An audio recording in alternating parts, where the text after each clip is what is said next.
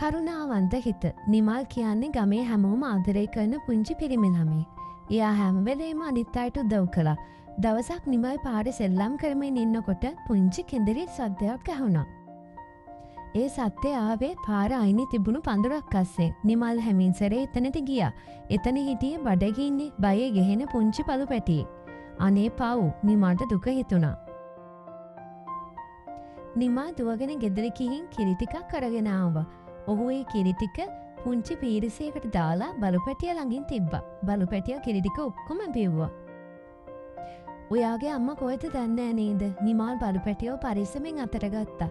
ඔහු බලු පැටියාවත් වඩාගෙන ගම වටේ ඇවිදින්න ගත්තා. ඌව කාගෙද කියලා හොයන්න. ඌ ගමේ බේකරිය ළඟට ගියා. සිරිපාල මාමා බේකරිය වැඩ.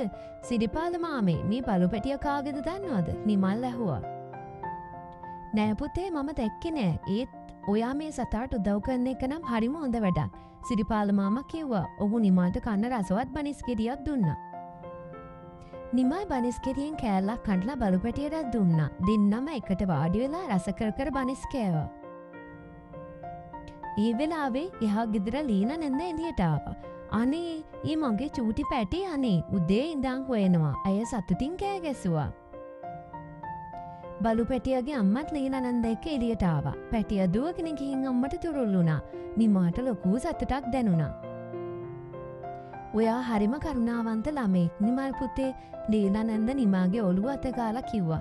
අනුන්ට උදව් කළාම හිතට දැනෙන සතුට කොච්චරද කියලා නිමල් එදා තේරුම් ගත්තා.